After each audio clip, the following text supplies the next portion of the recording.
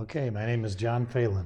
I'm a Holy Cross priest and was ordained in 1974. Over 50 years ago, Father John Phalen started a journey that ended very differently than he had expected it to begin. But his allyship with South Bend's Latinx immigrant community and his founding of La Casa de Amistad has had a profound impact. I'm George Garner from the Indiana University South Bend Civil Rights Heritage Center, and we're telling local history in South Bend's own words.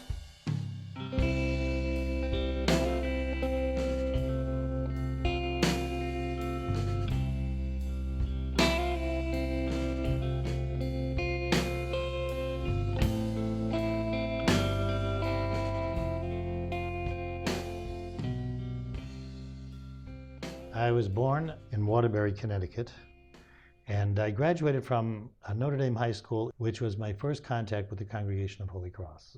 I went to Stonehill College first, which is another Holy Cross university in Where is that located? Massachusetts. And so when I graduated from there, I felt like, well, I needed more exposure to more people. Everybody I knew was an Irish Catholic from Boston, you know. Mm-hmm. He learned that the University of Notre Dame offered programs in Central America. My plan up until that time was to be a professor of literature at one of our universities. So I was studying literature, my undergraduate degree is in literature from Stonehill, and with a minor in philosophy. After his first year at Notre Dame, he was able to go to Peru. Well, as it turned out, when I went to Peru, it changed my life. It changed my vision of what was in the future. I got a lot more interested in Hispanics, and so came back here. He still felt that call to provide religious guidance and service to a community. But that work can happen both outside and inside the United States.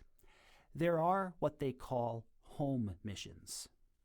That is to say, a place that doesn't have much church presence, or perhaps a place where people are experiencing prejudice and so on. This was in the early 1970s, a time when the Latinx community here was growing. And there were already informal networks, both Latinx people and Anglos working to support them. At that time, we had some Mexican sisters working in the kitchen at the seminary. Mm-hmm. They were counseling, the whole time we were working here, they were counseling the women up at the seminary. You know, women would go up there with their problems and whatever, and the sisters would counsel them and encourage them to come to us and so forth. We were unaware that this was going on, mm-hmm.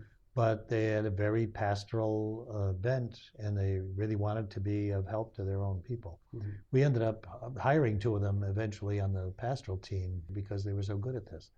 So they were the ones who introduced me really to the community here. And they were very encouraging, saying, oh, your Spanish is getting better. Why don't you come and help us with music at the parish? And I started getting more involved in it by going to St. Stephen's Parish, doing some music at St. Stephen's Parish. Mm-hmm. I started getting involved in everything else. That involvement helped him learn more about the migrant networks and Latinx community support that had already been established here. Most of them came from the Rio Grande Valley in Texas. And so they were in the migrant stream, going to Arkansas, going to Florida, coming up here to the Midwest. And, people at Notre Dame ask me, well, what are they doing? What are Hispanics doing here? And I said, well, you obviously don't know where you live. You live in the middle of the breadbasket. Mm-hmm. You know, there's all kinds of crops that needed picking here, and that's what brought them here. So some families settled in. They all had relatives back in Texas, which used to be Mexico. So that's how they got here. You know, they found out there was a good job here, whatever, they came up. Mm-hmm. And so families began settling here. But like African Americans coming from the South to the North in the early 1920s, these new Catholic residents found established Catholic churches were not always willing to change and embrace them. Some individuals within the church did try.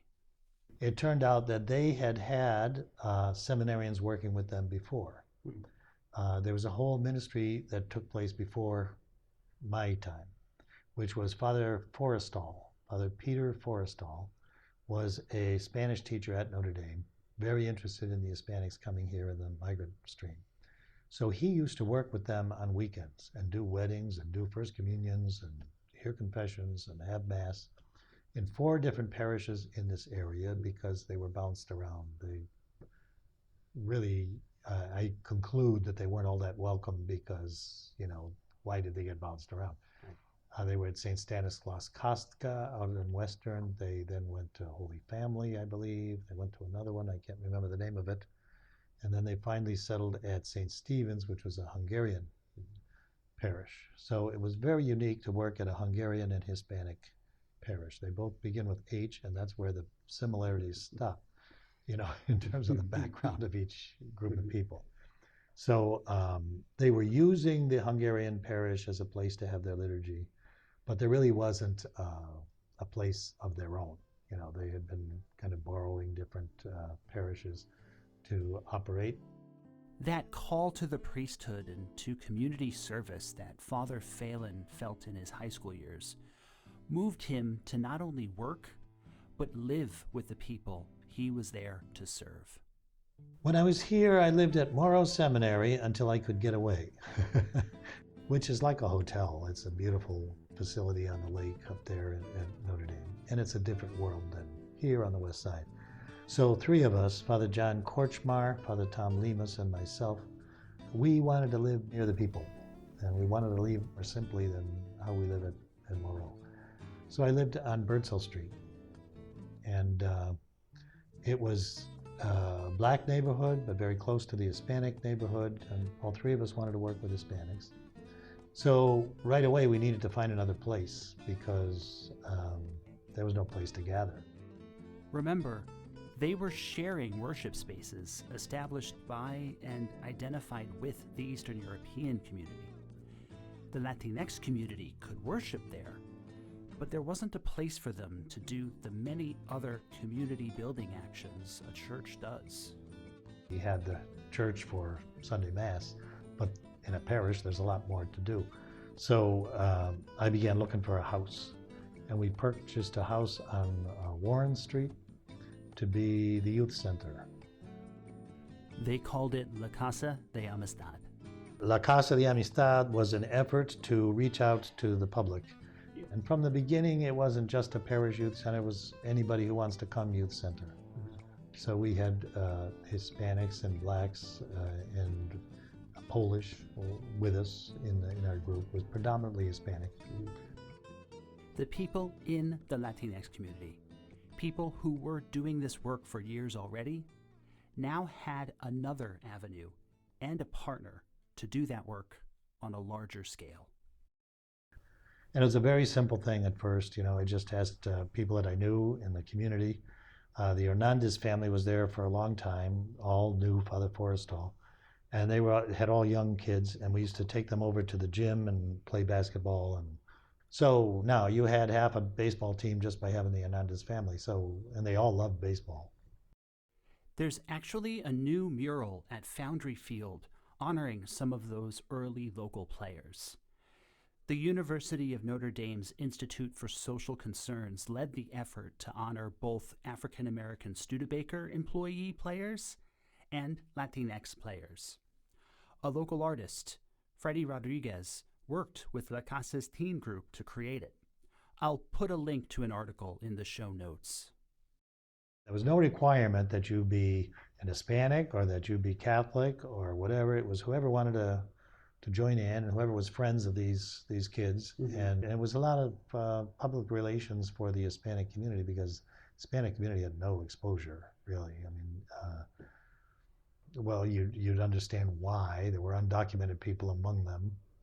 We would know, right, by looking out at the group of people at Mass. The ones with cowboy hats usually come from Mexico, and the others come from the Valley. They have more confidence in themselves, and they speak out more, and they're more leaders because they don't want to hide in the background.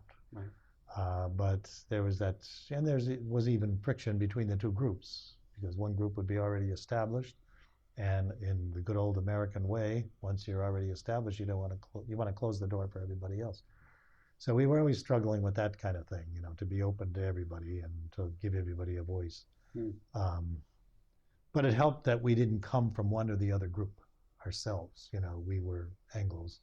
They were getting involved in this, and we were, kind of pro everybody.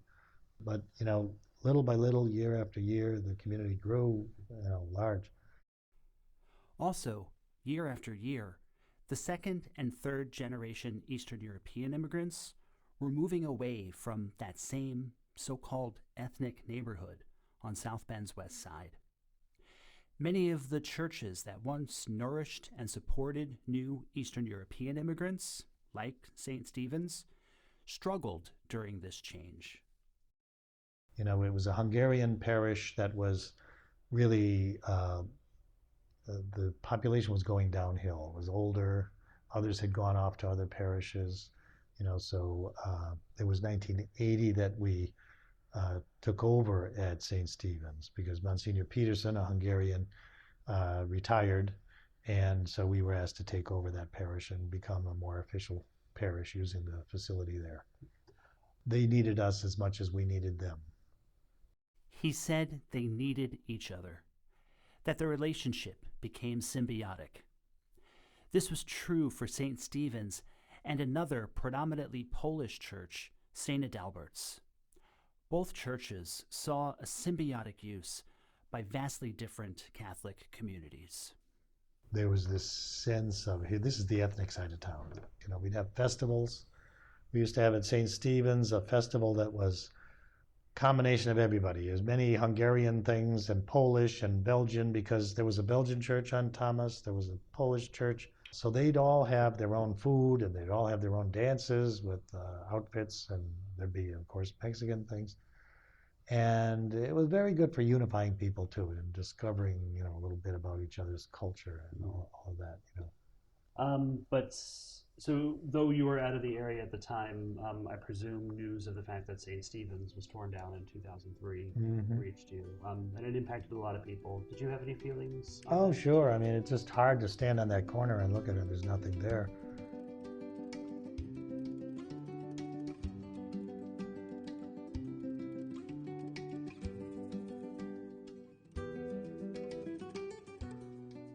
St. Stephen's is just one of so many buildings on South Bend's west side that have been worn down or torn down. And the loss of the physical structures does leave a scar. And you say, wow, so much went on here. It doesn't look like it did, But it doesn't mean it didn't happen. It just means that it happened in this place. And now the people I could envision them marching up the street with their image of Guadalupe and going to St. Adalbert's. It's the people that make a parish and a community. And after the loss of St. Stephen's, St. Adalbert's became and continues to be that beating heart. And Father Phalen worked hard to bridge two very different communities. One several generations established Polish American, and one becoming more Mexican American. So I have to tell you, there's one day we went to talk to Father Gene, who was the pastor, and we said, Father Gene, we've been coming here to Mass and with the school children in the mornings. We'd like to know if we could use the school for our CCD program, our religious education program in the afternoons. And he said, well, I have to ask Sister Arthur. So he calls up Sister Arthur, who always was like a field sergeant, and she always spoke real loud over the phone. So we could hear her over the phone, and he would say, now, Sister Arthur, Father Tom, Father John are here, and they want to know if they can use the school for the students. And she said, well, Father, he says, do you have any problem with that? She said, well, Father, do you need me to have a problem with that? And he says, oh, no, Sister, I don't. There's no problem, fine. And so he let us do it. I want to be careful here because I don't want to make the relationships between the two communities sound like it was always rosy and smooth. Established church leaders may have allowed new immigrants to come in and use their space. But it was always, you had to be so careful. The pencils had to be exactly where they were. No spitballs could be on the floor. Everything had to be cleaned up because you've got a very neat and clean Polish community accepting these Mexicans. And the Mexicans are from the campo, and so you'd look down the street and you could pick out the Mexican houses because they didn't have any grass in the front yard. And all the Polish yards were very strictly trimmed and whatever, So they'd say, oh, look at that, you can't have a house like that. And, it was just the cultural clash that you could see right in the front lawn. And as the Latinx community continued to grow, they very rightly wanted to have places that reflected their culture. And that desire led to some tension. There was a time that a group of Hispanics wanted to change the name of Pulaski Park. This was a big mistake. They wanted to make it Chavez Park because there were more Mexicans playing baseball than anybody else. But it didn't go over big, and it created bad feelings, and it was a losing proposition from the beginning. But it was that kind of thing, people would latch on to something as a cause, and it wasn't the time for it, That time came in 2020, when the pavilion and the fields, but not the park itself, mind you, was named in honor of activist Dolores Huerta.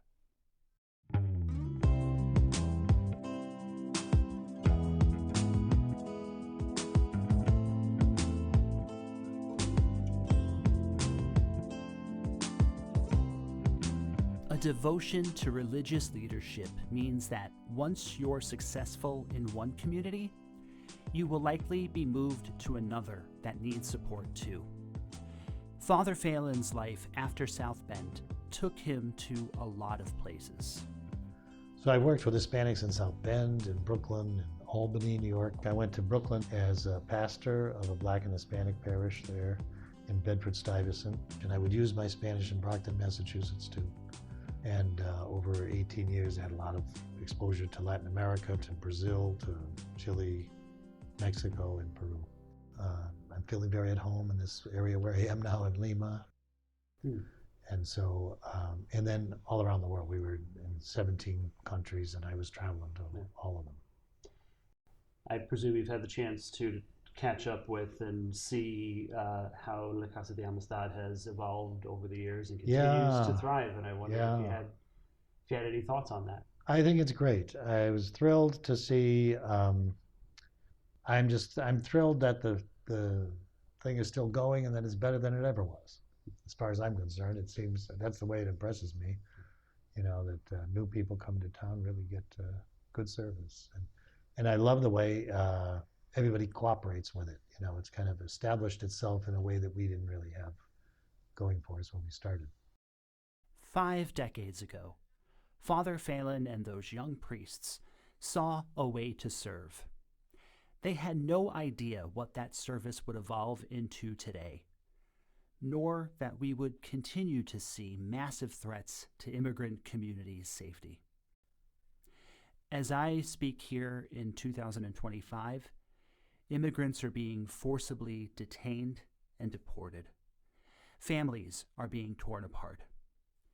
And it's all because some people refuse to accept an inclusive definition of community.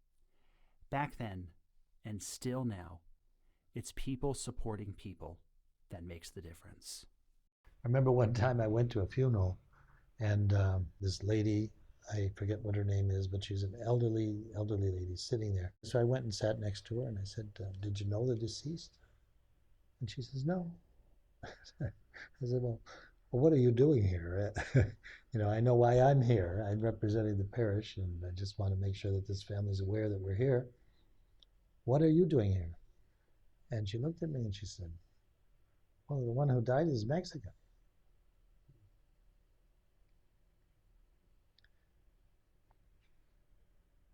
And that's the way the community worked here. Yeah. Anybody Mexican was a member of the community. And you didn't know him from Adam, but he was welcome in your house. You'd bring him some food, make him welcome. And it's how a community that's really oppressed in some ways deals with this. They stick together.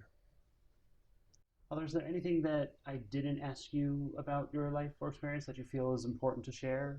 And all the work with the Hispanics here, I mean, it certainly got me going in a different direction than what I was going to do. It's a little different than literature. A little different than teaching literature, although I still read a lot of Latino literature. It kind of helps me. I like, figuring out a culture from the point of view of what's written about them. Okay, I probably told you what I had to say.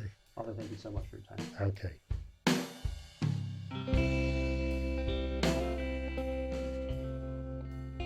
South Bend's Own Words is a production of the Indiana University South Bend Civil Rights Heritage Center.